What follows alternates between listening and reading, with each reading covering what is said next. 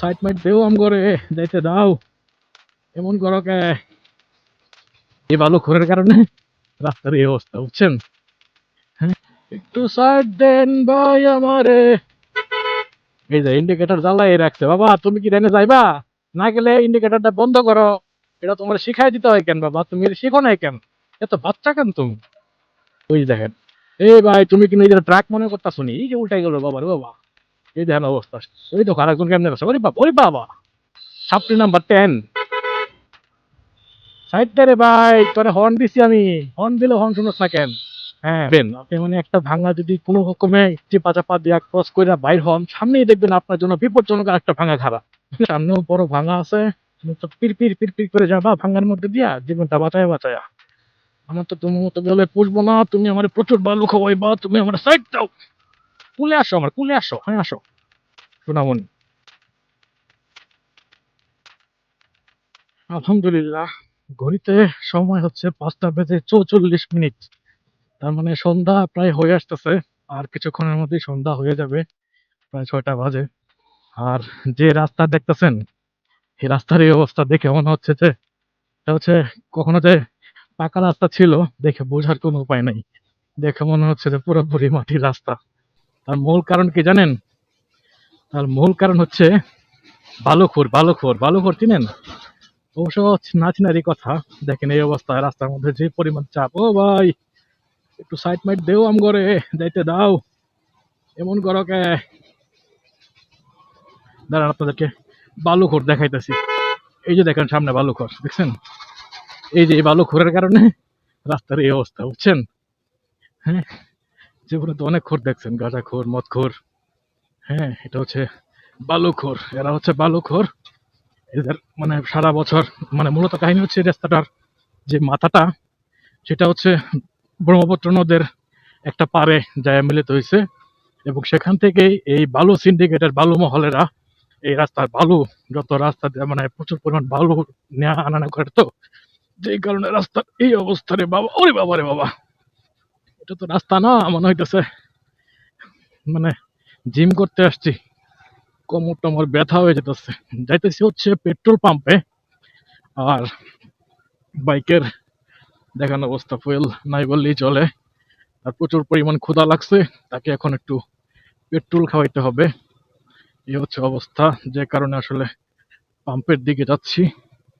আর এই রাস্তার যে অবস্থা, যদি শর্টকাটে কেউ আসলে নদীর পাড়ে যাইতে চায় তাহলে এই রাস্তা যাইতে পারে, বাট কোমরের গ্যারেন্টি আমি দিচ্ছি না।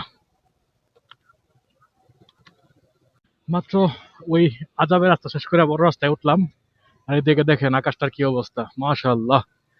আল্লাহ পাক কি সুন্দর একটা মানে নিদর্শন দিয়ে রাখছে আকাশের সূর্য ডুবার মুহূর্ত, গোধূলির লগন যেটাকে বলে। তো ওই লগনে হচ্ছে যে বাইক চালিয়ে যাচ্ছি। আর এখন এই কাছে হচ্ছে পেট্রোল পাম্প। আপনাদেরকে একটা ট্রিক শেখায় দিব, সেই জন্য হচ্ছে মূলত এই ক্যামেরা অন করা। পিছনে দেখি এই রাস্তা আবার একটু ডেঞ্জারাস, পিছন দিকে অনেক সময় দেখা যাচ্ছে না, গাড়ি ঘোড়া থাকে তো। এই যে এই যে পাম্পে চলে আসছি, ফুয়েল লোড করতে হবে।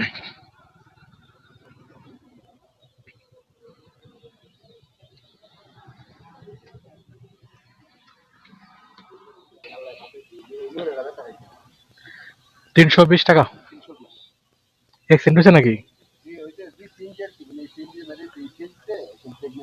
আল্লাহ, কোন জায়গায় অ্যাক্সিডেন্ট হয়েছে? কোন জায়গায়? ও, মানে ও মুখোমুখি।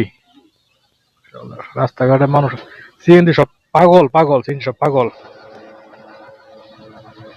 সিএনজি দেখলে আমার ভয় লাগে।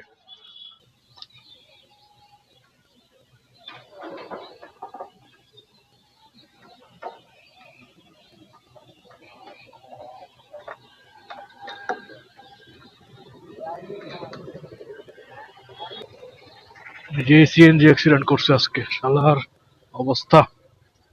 সিএনজিতে নাকি একজন প্রেগনেন্ট মহিলা ছিল, যার হচ্ছে 36 সপ্তাহ চলতেছিল বাচ্চার প্রেগনেন্সি অবস্থা।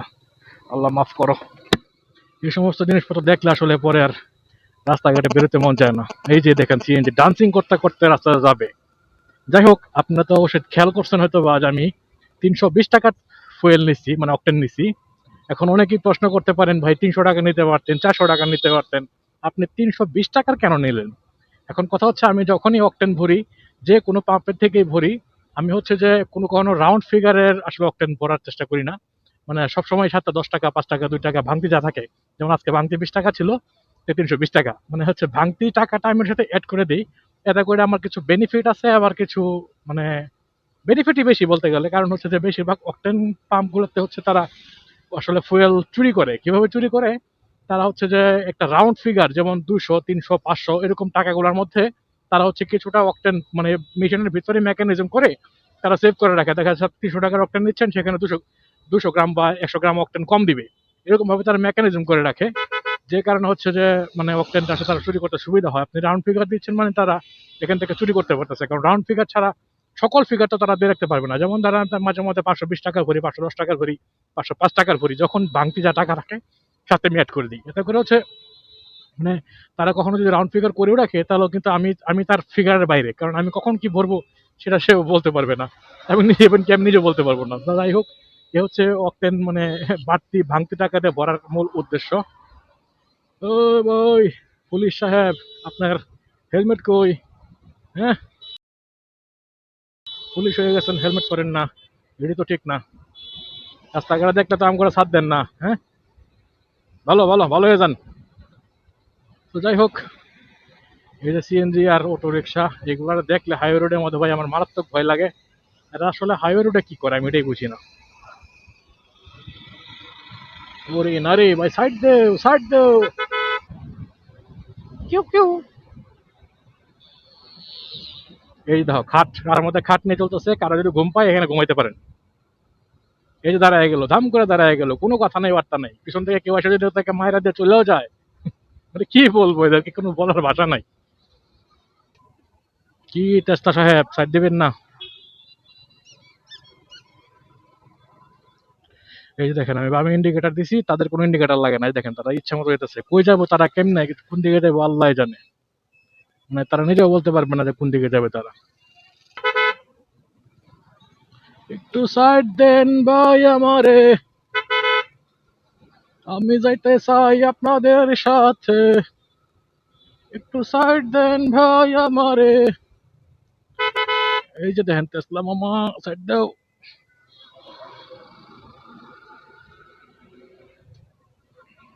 এই যে ইন্ডিকেটর জ্বালাই রাখছে। বাবা তুমি কি ডাইনে যাইবা? না গেলে ইন্ডিকেটরটা বন্ধ করো। এটা তোমার শিখাই দিতে হয় কেন বাবা? তুমি এটা শিখো নাই কেন? এত বাচ্চা কেন তুমি? অলরেডি সন্ধ্যার অবস্থা হয়ে গেছে। সন্ধ্যা নামে নামে করতেছে। এই মুহূর্তটা আসলে বাইক চালানোর জন্য একটু রিস্কি, কারণ এমন সময় হচ্ছে যে পোকামাকড় থাকে প্রচুর পরিমাণে, আর হেলমেট না পরলে তো মাশাল্লাহ। ভাই আমার হেলমেট কই? ও আচ্ছা, হেলমেট তো পরছি। হেলমেট না পরলে আমি আবার ওই যে দেখেন, এই ভাই তুমি কি নিজের ট্রাক মনে করতেছো নি? এই যে উল্টাই গেল বাবার বাবা। এই দেখেন অবস্থা, সে হচ্ছে চালায় অটো রিক্সা, তার ব্যাটারি ক্যাপাসিটি কতটুকু, তার বোর্ডের ক্যাপাসিটি কতটুকু, সে দেখেন বস্তা কতগুলা নিছে, আল্লাহ। এরা আসলে মানে কি আন্তাজ জ্ঞান ওদের কবে হবে ভাই? এত আন্তাজ জ্ঞান ছাড়া লোক দুনিয়াতে কেমনে টিকে? এই দেখেন কতগুলা বস্তা নিয়ে আসে একদম রাস্তার মাঝখান দিয়া ছুটতেছে। মানে তার কোনো কাণ্ড জ্ঞান নাই যে সে কি উল্টে গেলে কি হবে, তার মানে গাড়িটার কতটুকু ওয়েট নিতে পারে এটা। সাবাস, তুমি বাংলার পালোয়ান, ঠিক আছে। ওই দেখো আরেকজন কেমনে আছে, ওরে বাবা, ওরে বাবা, ছাত্রী নাম্বার 10। সাইড দে রে ভাই, তোরে হর্ন দিছি আমি, হর্ন দিলে হর্ন শুনোস না কেন? হ্যাঁ, ভদ্রলোক। আর আর একটু সামনে হচ্ছে ভাঙ্গানগর। হ্যাঁ, এখানে প্রচুর পরিমাণ রাস্তা ভাঙা, যে কারণে হচ্ছে এটার নাম আমি খুশি হয়ে নাম দিছি ভাঙ্গানগর। হ্যাঁ, আপনারা চাইলে এখান থেকে এই রাস্তার নাম দিতে পারেন ভাঙ্গানগর। এটার আসলে অরিজিনাল নাম হচ্ছে তাতকুরা বাজার, এই জায়গাটার নাম। আর সামনে যে অবস্থা, এখানে আসলে এত পরিমাণ ভাঙা, যেটার নাম আমার ভাঙ্গানগর ছাড়া অন্য কিছু দিতে মন যেতেছে না। আপনাদেরকে একটু দেখাই ভাঙার নমুনাগুলা। এই যে দেখেন, শুরু এখান থেকে ভাঙা, এবং এরকম পজিশনে ভাঙা যে আপনি মানে কোন দিক দিয়ে যাবেন। আপনি মানে একটা ভাঙা যদি কোনো রকমে চেপা চাপা দিয়া ক্রস করে বাইর হন, সামনেই দেখবেন আপনার জন্য বিপজ্জনক আর একটা ভাঙা খাড়া। মানে ব্যাপারটা হচ্ছে, আপনি মানে ছোট একটা ভাঙা থেকে বাঁচতে যায় দেখবেন বড়টার মধ্যে পড়ছেন, আবার ওটার থেকে বাঁচতে যায় আরেকটার মধ্যে পড়ছেন। এই দেখেন আমি এখন কোন দিক দিয়ে যাবো? ওই ভাঙার মধ্যে যেতেই হবে, আমার কিছু করার নাই। আর এখানে তো পুরা মানে ভাঙা না, এখানে পুরা সাগর। মনে হইতেছে যে আমি এখানে নাইমা দেখে নাইমা ডুব দিলে আমার খুঁজে বাইর করতে আর একটা সাবমেরিন পাঠানো লাগবে। ভাগ্য বলো আমার সাথে একটা বাইক ছিল, যে বাইকের গতির কারণে কোন রকমে চেষ্টাছি। এই দেখেন অবস্থা রাস্তার, ওরে বাবারে, এত ভাঙা থাকলে তাহলে কেমনে বাস মুরে। এই যে বালু খাওয়াইতাছো ভাই, তুমি একটু সাইড দাও, নাহলে তুমি আমার একটু আগে যাও। আরে তুমি তো পেরা দিবা, তোমার সাইড নিতে হবে আমাকে, তোমার কাছ থেকে সামনে থাকে আর একজন আসতেছে, তোমার কাছ থেকে আমার সাইড নিতেই হবে, সামনেও বড় ভাঙা আছে। তুমি তো পির পির পির পির করে যাবা ভাঙার মধ্যে দিয়া, জীবনটা বাঁচায় বাঁচায়া। আমার তো তোমার মতো গেলে পুষবো না, তুমি আমার প্রচুর বালু খাওয়াইবা, তুমি আমার সাইড দাও। হ্যাঁ ঠিক আছে, তুমি থাকো পিছনে, আমি যাই সামনে। ওই ওই, ওকে। এই যে দেখেন রিক্সা, রিক্সা মামা রতন স্টোর। এই আচ্ছা ভাই, এখানে কি পাওয়া যায় আপনার স্টোরে? হ্যাঁ, নাম দিচ্ছে স্টোর। ওকে ওকে ওকে। হ্যাঁ, ভাঙ্গা রে ভাঙ্গা, এত কেন ভাঙ্গা। যাই হোক, ওরে বাবা, ভাঙ্গা চূড়া দেয়া আমার তো কোমর শেষ। আমি 2 দিন পরে পরে বাইকের অয়েল সেল চেঞ্জ করি, 2 দিন পরে পরে আমার বাইকের মানে অয়েল সেল চলে যায়। এই সমস্যা সেই সমস্যা হয় আমাদের এলাকার রাস্তায়। এত মধুর রাস্তা, এত মধুর রাস্তা, আমি কেমন এই এলাকায় জন্মগ্রহণ করলাম? যে একটা অ্যাম্বুলেন্স যেতেছে দেখেন, রুগী নিয়ে, রুগী রাস্তার মধ্যে একদম হার্ট অ্যাটাক করে মরে যাবো গা, এই ভাঙ্গার মধ্যে পড়ে। যাই হোক, রুগী নিয়ে হাসপাতালে অ্যাম্বুলেন্স যাক। আর এই যে আসো আসো আসো, কুলে আসো, আমার কুলে আসো, হ্যাঁ আসো সোনামণি। এদের যন্ত্রণায় আর পারা যাইতেছে না। হ্যাঁ হ্যাঁ, আসো কুলে আসো আমার, তুমি কুলে আসবে না? তুমি ছোট্ট মানুষ, আমার কুলে আসো বাবা। যে দিক দিয়ে একটু ভাঙ্গা দেখে ওই দিক দিয়ে আর যাইবই না তারা। তারা মানে পারলে অটোটা নাইমে কুলে করে নিয়ে যেত।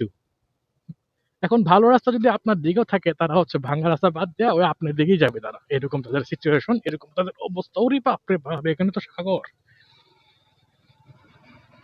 যাই হোক, অলরেডি সন্ধ্যা হয়ে গেছে, ফুটেজ এখন আর ভালো পাবো না ক্যামেরাতে। সো এই জন্য আসলে ভাঙাটাও মোটামুটি পার হইতে পারছি। সামনে আর সেটা ভাঙা নাই, একজন আসতেছে দেখেন সিএনজি ক্যামেরা। ঠিক আছে, থাকেন আপনারা, ভালো থাকেন। আমি ভাঙ্গা রুঙ্গা দিয়ে কোনো রকমে পারপুর হইতে থাকি। নর্মালি এজ ইউজুয়াল ব্লগ ছিল আজকের ব্লগ, আসলে তেমন করে শিক্ষণীয় ছিল না। একটু ঘুরতে বেরিয়েছিলাম বিকেলবেলা, কোমরটার ব্যথা বানাইলাম, বাইকের পার্টসপাতি গুলা ক্ষয় করলাম, আপনাদেরকেও বিরক্ত করলাম। তো সবাই ভালো থাকবেন, আজকের ব্লগটা এখানেই শেষ করছি। আল্লাহ হাফেজ। এই দেখেন সামনে আরেকটা, রে কেমনে বিদায় দিব আপনাদেরকে বলেন? সামনে যদি এদের মতন কুলাঙ্গার চলে আসে, এই এই দেখো লাইক করে দিকে দেখো, ওই দেখো সেই দিক দিয়ে রাস্তা দেখে, ওই দেখো আবার এই দেখতেছে, এই শালা রে, যন্ত্রণা। ওকে, মেজাজ ভালো থাকতে একটা চলে যান আপনারা। কোন সময় মেজাজ আবার বিগড়ে যায় ঠিক নাই, আমার তো মেজাজ আবার ঠিক থাকে না, টেম্পারমেন্ট হাই হয়ে যায়। ওকে, ভালো থাকেন, good night, see you, thank you.